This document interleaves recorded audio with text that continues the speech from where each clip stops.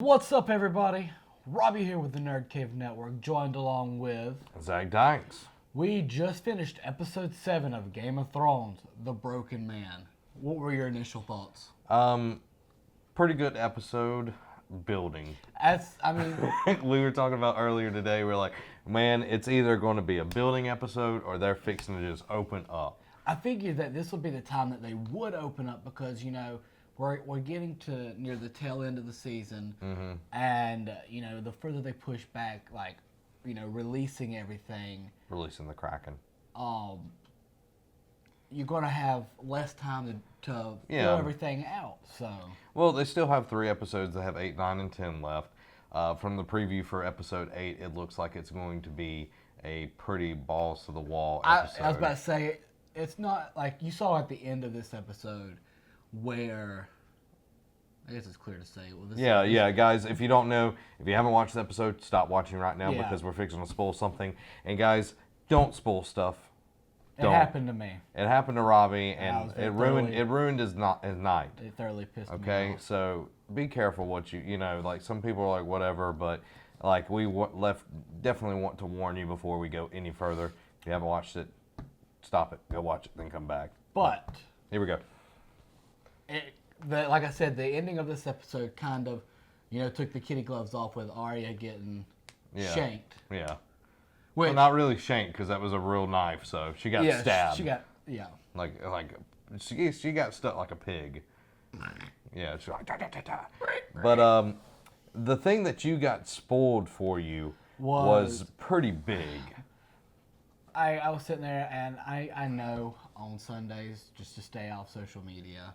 Especially like we went to eat. And that was when we started the episode probably about 40 minutes to an hour after it aired. And I was sitting there on the way back. We were just getting in the car, getting ready to come back to watch it. I had someone spoiled that the mountain came back. Not the mountain, the hound. The hound. Sandor Clegane. Look, yeah. But...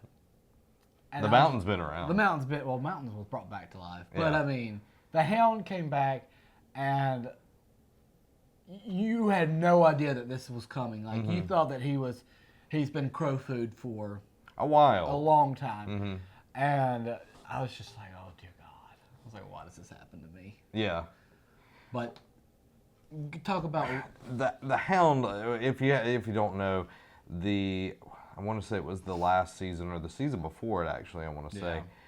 The hound got his butt handed to him by Brienne of Tarth, and he was left for dead by Arya, and Arya wasn't going to kill him because they had become really, really close. That's probably one of my favorite relationships out of this whole series. It was almost like a buddy cop film anytime they were around each other, and I thought that was a really, really good relationship.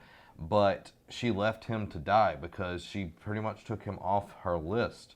Like, if they wouldn't have been, good friends, she would have killed him. Yeah, definitely. But seeing the hound experience that near-death moment in his life really changed him. He's not the vile person that he was. He's more introverted, examining himself, and you can definitely see that through this. And the new character that was in this episode, which I was glad to see him because the guy played Blackbeard, and I thought he did a great job as Blackbeard in Pirates of the Caribbean 4. But the character's name is what?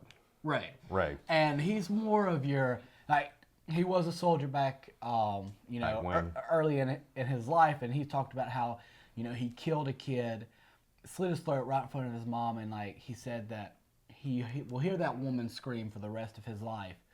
And so he's become more of a peaceful man. He does not believe in fighting. So the Hound is seeing that, and Ray is just, I guess, opening his mind to a new way of thinking, more of a pacifist kind of way. Yeah, it's more of a calm, cool, collected type of approach to things, and that it's not about killing people. And if they were in the right place and time, that would be a perfect place to live. Oh yeah. But they're in Westeros, and and you see where the pacifistic life gets you, because they ran into some people earlier who, you could tell that they weren't the best of people. Extortionist. Exactly. and they come back and slaughter the entire village while he is over chopping wood and everything. And an interesting... Cutting the wood. No, I'm just like chopping the wood out there in the woods. and you see that the lifestyle that he was in, the one where, killing, fighting, all that stuff, he can't escape that. Like, he's always being brought back into the line of fire. Yeah, so. And like the Hound knew that peaceful lifestyle wasn't going to work, but he was trying to fool himself, like a lot of people try to fool themselves that, oh, this will work out and everything. Yeah. But it eventually, caught up to him, and when he picked up that axe, I'm like, he's about to go kill some fools. Oh my gosh, like, you've seen throughout the Game of Thrones series, the Hound is one BA fighter. Like, he's super strong. Like, he's the only one who has stood up to the mountain. Yeah. And because I think it was, season 2, when they were at where he was going to kill that person. Oh, it was season 1. Season 1. Yeah. And he blocked the sword and fought his brother. Yeah. I can't wait to see, like, the inevitable, like, fight between Zombie Mountain and the Hound. So that's the pacifistic Hound and the Zombie Mountain. Yeah. I wonder if the Zombie Mountain will join the League of White Walker people. Like, be part of it. Like, I wonder if they would take him into the fold because he's a zombie. I doubt it. It's a different. I know it's different, but it would be pretty interesting. I don't think that's going to tie in at all. Jamie going to River Run to help with the siege of River Run against the Blackfish. This is going to be a central part of the last 3 episodes. This is Jamie proving that he is the head of his house, that he can take care of business, and showing that the crown is, once they say something, this is how it's supposed to be, that's how it's going to be. One of my favorite parts of the episode is when this guy, he was making threats that he was going to kill the Blackfish's nephew. That he was, if you don't open the gates, we'll slit his throat. And the Blackfish is like, go ahead and do it. And he just walks away. Like, he doesn't even care. He knew the guy was, just bluffing. And Jamie was like, he said, you don't make threats unless you're going to back them up. He's like, let's just say I threaten you that I'm going to hit you in the face if you keep talking, and then you keep talking. What's going to happen? What's going to happen? And then he opens his mouth and just backs. I don't really care. And he slaps him with the freaking gold hand. Like, Jesus. And I was like, yes, that was so awesome. But what's going to be like an integral part of the next episode or the one after that, whichever one they do, I'm pretty sure it's the next episode. They sent Brienne of Tarth. Yeah, to talk to Blackfish to get him to rally and help, Jon and everything like that.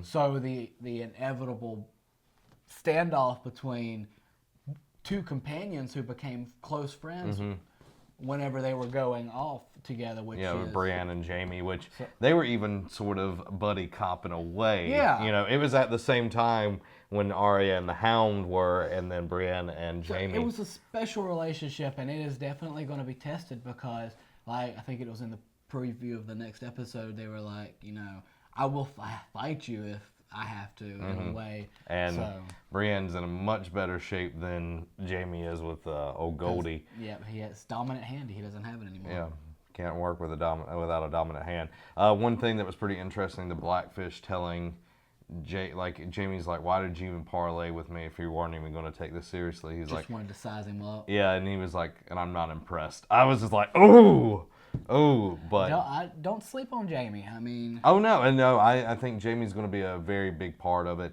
But the Blackfish has always been just like this blunt character in the books and everything. I'm excited to see where they take his story.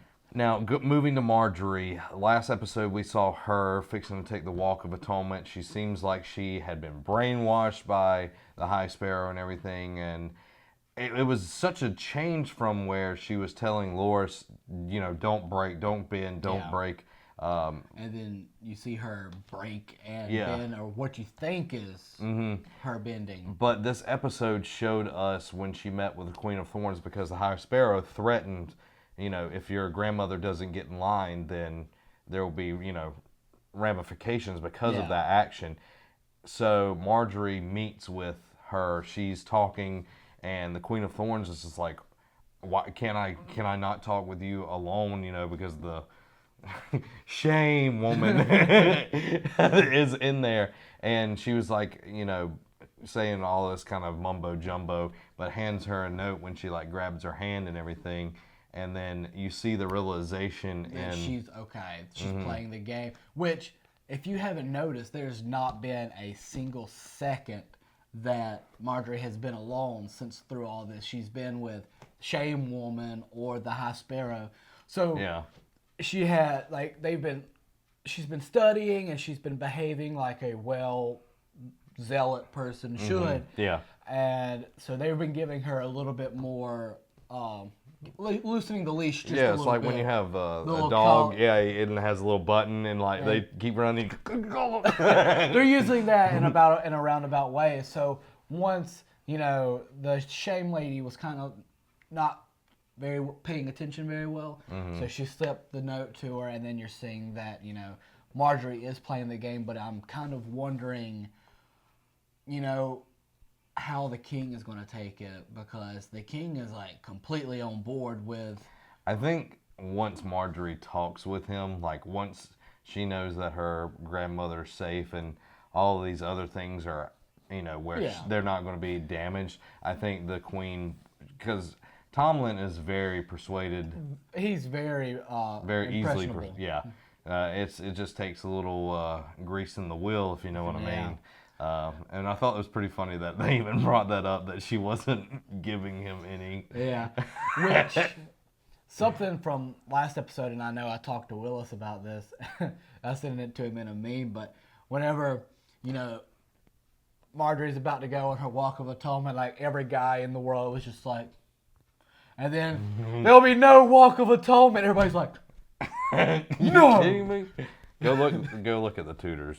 But anyway, moving to Jon Snow. Jon Snow, big part of this. Jon Snow, Sansa, Davos as well. Davos. I thought it was Davros. No, that's somebody totally different. Totally Davos. Sorry.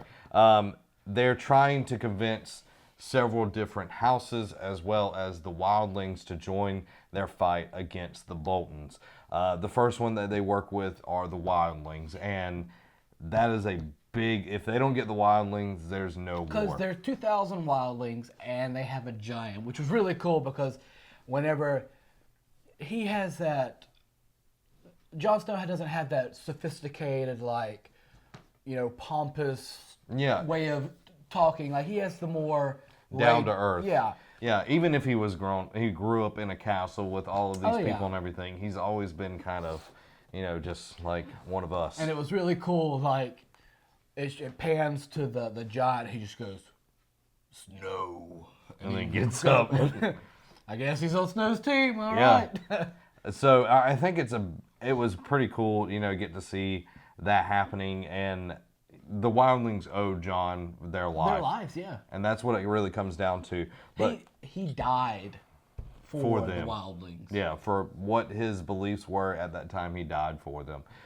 Convincing the houses was a lot harder. Lady Mormont, that was probably one of the best scenes out of the whole episode, in my opinion. And for that girl to only be 10 years old and to be able to act like that, and that was, for me, the coolest part of this entire episode was a child being able to do that. Yeah, like she was throwing shade left and right, and, you know, just calling them out on their mistakes and everything. And for a girl that young to act that well, I thought it was really cool. And she was like, you know, the people of Bear Island, you know, they're under my protection. Why would I, you know, give their lives up and everything? Exactly. So it, like her not being convinced by either Jon Snow, which is not a Stark, and then Sansa, who's technically not a Stark because she was a Lannister, then a Bolton, and now, you know, and it taking the one person that you wouldn't think would be Davos, and him convincing her because he relates to, you know, you shouldn't be in the same position that you are. I shouldn't be in the same position that I am. but we have to make decisions, even though if we're in positions that we don't want to be in. Yeah. That's the best for overall and everything. So I thought it was pretty interesting. Davos is definitely a very interesting character, and I'm excited that he's allied himself with Jon Snow because he can help reach other people that Jon and Sansa can't reach. Yeah. So yeah, and they only got 62 men out of Lady Mormont, but as I said to you during the episode, 62 is better than none, which is what he got from Mr. Glove, the Glovers or whatever. No, he didn't get anybody. That's what I'm saying. He got 0. Oh yeah, he got 0 from the Glove. That's what I was going with because that was their emblem. Yeah. It's going to be interesting. I'm assuming that's going to probably be episode 9 or 10 is the war between the Boltons and the Starks for that. That's going to be a freaking fantastic episode. Yeah. I'm assuming next season will be when they bring in the White Walkers to fight the North because they're going to try to unite the North or destroy the North before the White Walker part comes in. But moving on to Yara and Theon, we saw them take ships from their uncle. They're on the run from them, but we see them at this brothel, and you could see Theon just like really... It's so bad for him because the past few years has just been a hell on earth for that dude. And now he's finally free, but he's not free in the same sense. He's a prisoner in his own body. Yeah, because you look back in like the first few seasons, he loved him some women. He loved him some brothel time. Oh, yeah. So him being back for the first time in a brothel, and he ain't got nothing to work with anymore. He has no sex drive. No, he doesn't. He's been spayed and neutered. Yeah, in the worst way. Yeah, in the worst way. But seeing Yara, like she loves her brother. She has proved that when she tried to go. The only one besides before what he did with the Starks. Nobody has really cared for him as much as Yara has. Yeah, and that comes in pretty clear when she's giving him advice. It's hard, it's harsh. It's tough love, but I mean, what other way is she going to reach him? She's not the warm, compassionate. No. I mean, she's a warrior. Yeah, and that's what the Ironborn is. She said you can either take a knife right now and slit your wrist and be done with it, or you could be Theon. Yeah. And when Theon looks at her, you finally see just a little bit of the old. So that was really cool. I can't wait to see what happens there. When Yara said we're going to go to Meereen and unite with the Mother of Dragons, I was like, called it like 3 episodes ago. I was really hoping that he'd be able to tie the bridge back to Jon Snow and the Stark. But they don't know that they have any fighters or anything. Exactly. And Daenerys is the one that has the armies. She does. And the dragons.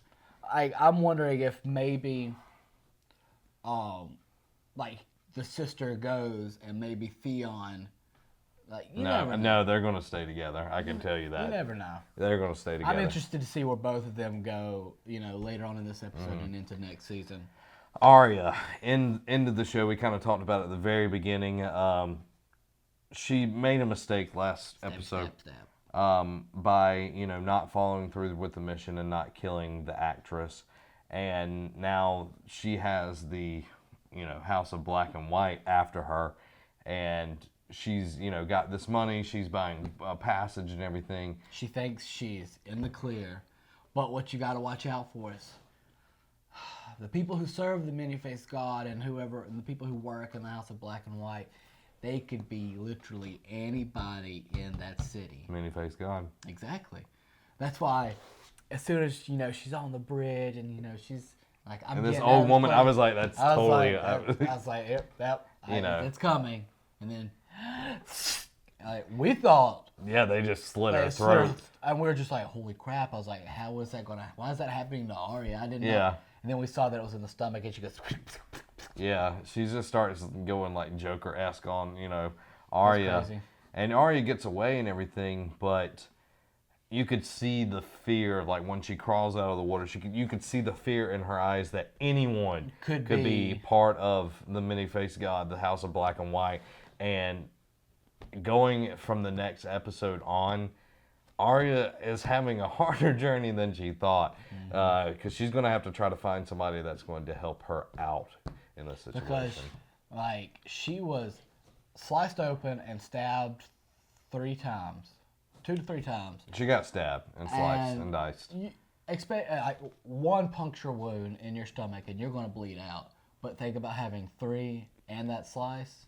She's in trouble. She needs to get it stitched up pretty quick. Yeah, definitely. So, next few episodes are going to be really good. Once again, another build episode. I was about to say, I think we are officially done. Thank you, Jesus. With building. No, and see, now you called it. You said last week you said we're going to have some, I know. And then now we're going to have another build episode. They've already rewrote it. The last episode is going to be when everything happens. Yeah, it's going to be like Spider-Man 3. Not really, hopefully not. But guys, let us know what your thoughts are on the episode. What was your favorite part? Did you enjoy Ray? I thought he was a pretty interesting character. I liked him because it showed a different side that you have not seen in very many people in Westeros. Even the High Sparrow has violent tendencies. So, let us know, guys, if you want to keep coming back each week so you don't miss out on our reaction video of Game of Thrones. Go ahead and hit the subscribe button. If you liked the video, hit the like button. If you didn't like it, hit the dislike button. Well, let's have a conversation in the comments below. So, this has been Zach. And Robbie. Have a week.